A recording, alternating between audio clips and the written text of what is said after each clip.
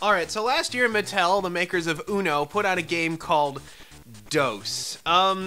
It was kind of a terrible game. It sounded like something you'd come up for a sketch for Saturday Night Live, and it kind of played like a joke as well. People largely laughed at the name and how obviously pandering it was, and it landed with a thud. But this year, Mattel, I gotta say, apology accepted. So, this is Uno Flip. It is Mattel's latest iteration on the Uno card game, and this thing is actually really, really good. Of course, it plays like your typical Uno. You have to match the colors of the card or the number of the card in order to continue, and of course, it has the standard cards like reverse and skip, and draw 2's been changed over to draw 1, and wild. It still has all those standard cards. The rules all still work the same way, until somebody plays the flip card. Now, the flip card is interesting because here's a little something about Uno Flip, is that you have the regular cards, but each one also has a dark side. You have the light side and you have the dark side, and what happens is when a flip card gets played, the entire deck flips over, as does the discard pile. So what happens is, all of a sudden, everybody has a completely new hand. So that's an interesting twist in and of itself. It's some good counterplay, but it doesn't really give you the full picture of what's happening here, because all of the cards have also been replaced. So regular skip is now the incredibly powerful skip all. The card that forces the next player to draw 1 card now forces them to draw 5. And we have the wild card, which still behaves the same way, but this also gives us a chance to look at how they have handled things. What they've done is they have literally taken the Uno card and inverted the colors.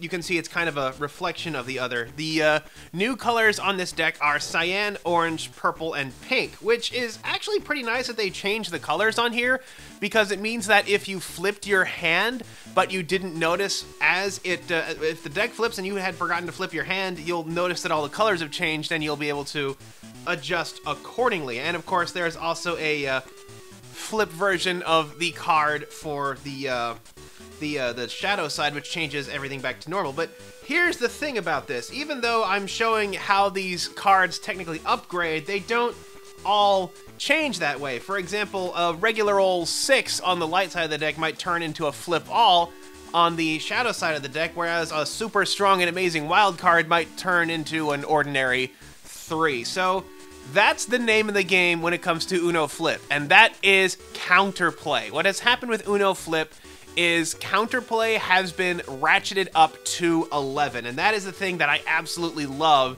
about Uno Flip. When you play a flip card, which I call the crazy button, if you play a flip card, the thing is everybody's holding up their hands. You can see the back side of their hand as you're playing. So if you can see that your opponent just has absolute garbage on the other side of their hand, you might play the flip card to flip it over, or you might not do that. And nowhere is that idea of bluffing more prevalent than in a couple of new cards. Wild Draw 2 and Wild Draw Color.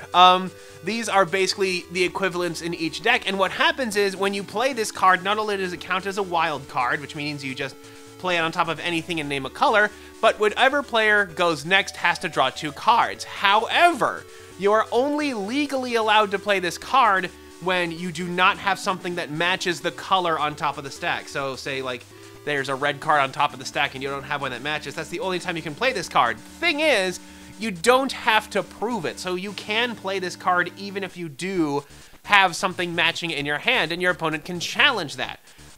What happens is this card stays on the deck. If your opponent challenges it and you were bluffing, you did have some red cards in your hand, then you draw the 2 cards instead. If, however, what you were true and played the card legally, you had no red cards in your hand, then they draw 2 more cards.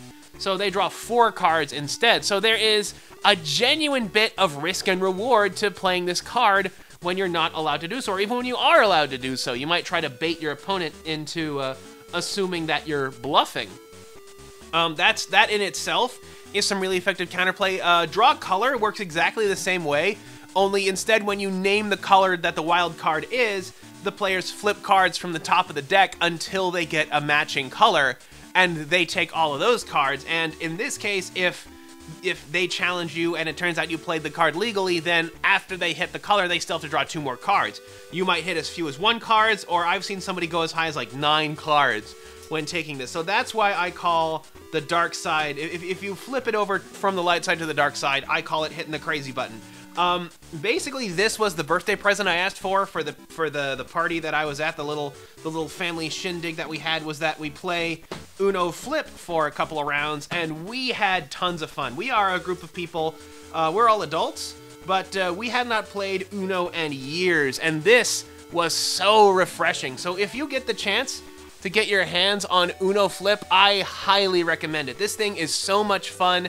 It is clearly designed with players in mind, especially people who love competitive Uno, because of all of that additional counterplay that it adds in. Counterplay that you can see and feel the effects of pretty much constantly, something that Uno never really had before. Bravo, Mattel! This is such a huge improvement over regular Uno, and it definitely and completely makes up for DOS. So, as long as Mattel stays on this track, then this is definitely a winner in my eyes. So, anyway, that is Uno Flip by Mattel. This was provided to me as part of my press kit at Toy Fair, and until next time, this is Kohdok signing off.